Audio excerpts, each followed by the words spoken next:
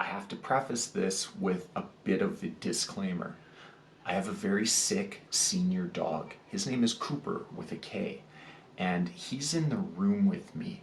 He suffers from a very dry, hacking cough. He has trouble breathing on occasion.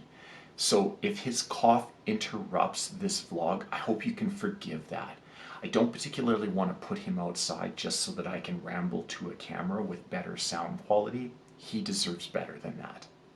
Apropos of outside, I live in a country with 4 distinct seasons, and one of those seasons is winter.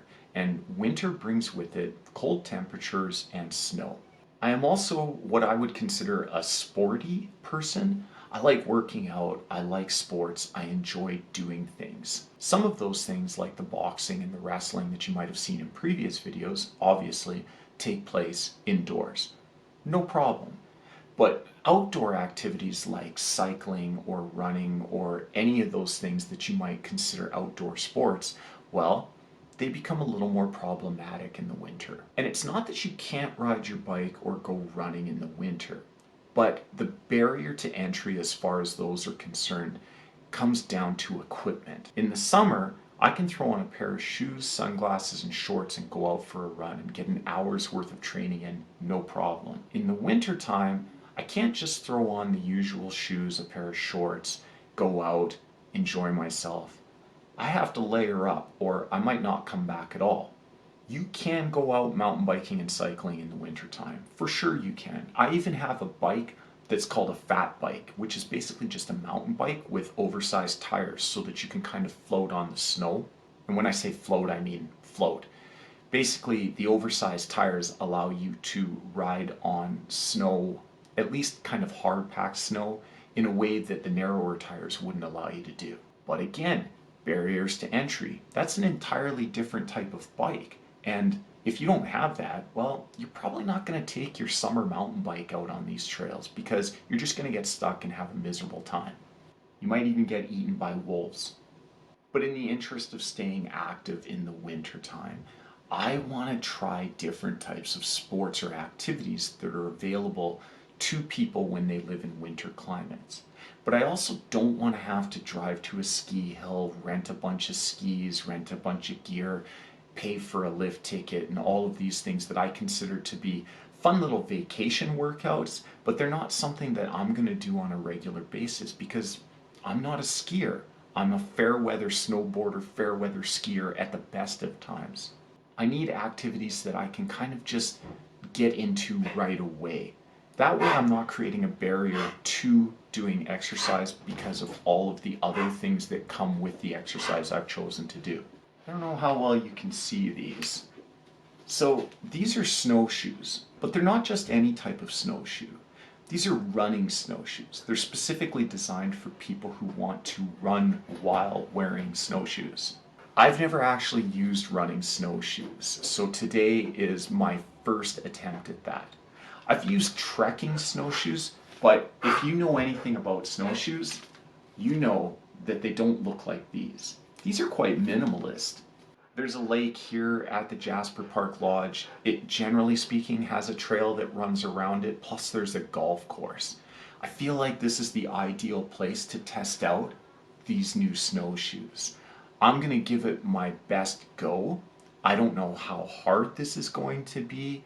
I don't know how similar to running it's going to be, but I am so looking forward to it because I want to enjoy winter as much as I enjoy summer. And if there's a bunch of fresh powder on the trails and I can't necessarily go trail running, I'm hoping that these are the solution that lets me enjoy winter, the winter trails, and the snow better than I would have otherwise. To that end, wish me luck. I could have ran in my indoor runners on the trail in the condition it's in right now. Which isn't a fault of the snowshoes, it's a fault of me and the trail I chose. But also probably a smart choice, because if anything goes wrong with the snowshoes, I can very easily make my way back on this trail. At some point, I am going to start running though. hard packed or not. Because that's why I bought running snowshoes. Otherwise, I would have just bought trekking snowshoes and been done with it. I am about 1.5 kilometers into what I expect to be about 4 kilometers all told. And I did manage to get some running in, which was good. I can tell you right now, one thing I really like is that when you're running, it sounds just like a speed bag.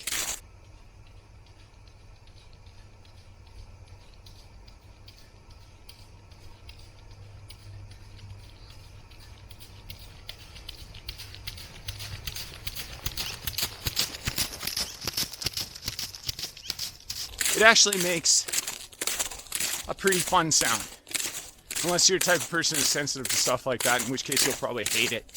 In which case, I'm going to suggest taking up knitting. For the most part, that's a pretty quiet sport. Okay, let's see if I can get a bit more running in. Snow's a little more plush here than on some of the previous trails.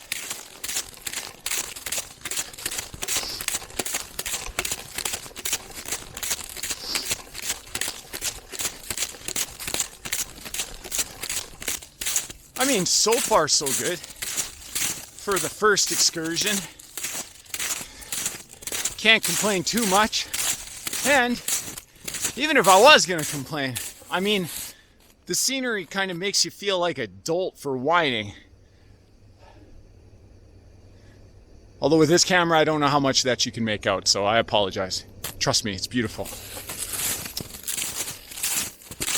I was contemplating going out across the lake, but that lake is not frozen. And I'm not the kind of vlogger who's going to risk his life to entertain. I don't need views or subscribers that badly.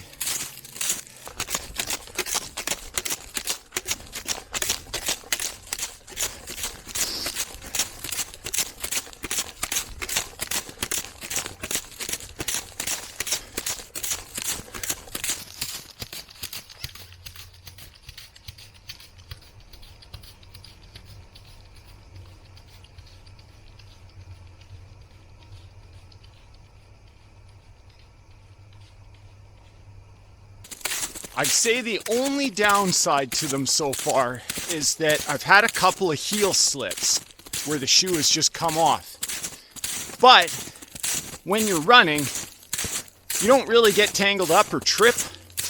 All that happens is the shoe comes off your heel. Well, I should clarify, the binding comes off your heel and your toes just come right out of the toe collectors and you just keep running. So, at least it's not a tripping hazard. And this isn't a review. These are my first running snowshoes. I don't really have a basis of comparison, so I can't tell you if that's kind of a standard problem or if that is unique to this particular brand. You can't really compare them to trekking snowshoes. I've never had a trekking snowshoe slip off. Those things, once they're on, they're on. But you're also wearing probably more than just like a running shoe. Like I'm wearing a running shoe with these. And I wore boots with the trekking shoes. There just seemed to be a lot more real estate for the trekking snowshoe to bind onto. With the running snowshoes, got a really great toe housing, and then it's just a single strap that goes around the heel. So I don't know, if you're a snowshoe runner, maybe you can give me some advice on that. Leave it down in the comments. Other than that though, it's a pretty satisfying experience. It's really nice to be out here. It's also really nice to step into like a foot of snow and be able to just kind of plow through it. What I really need is a race. Because once I get a few training runs into these, the only way I'm going to be satisfied with whether the purchase was worthwhile or not will be if I race in them. That just seems to be the way my mind is wired when it comes to purchases like these. Okay, that's the end of the trail. As you can see behind me, the lake, the mountains, all that fun stuff.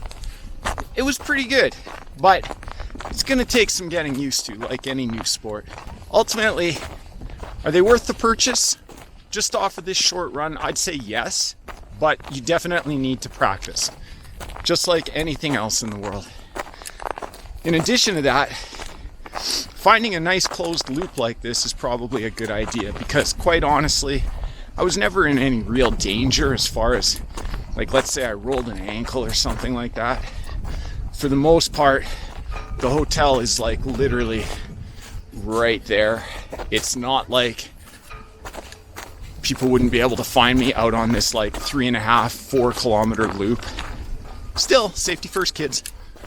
The other thing to keep in mind is that I went to a subject matter expert to get these snowshoes, and he kind of told me what I was in for, and he was right on all accounts. So that's valuable too.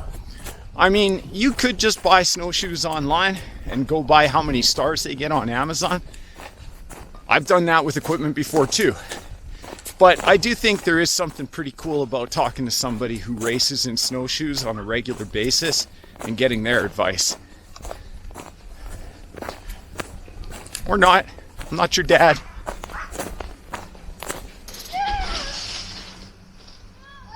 That's the end of today's adventure. Thanks for coming along. Like I said, if you have any advice, tips, guidelines, places around Alberta that you think are good for snowshoeing in, let me know. Gonna be a fun winter.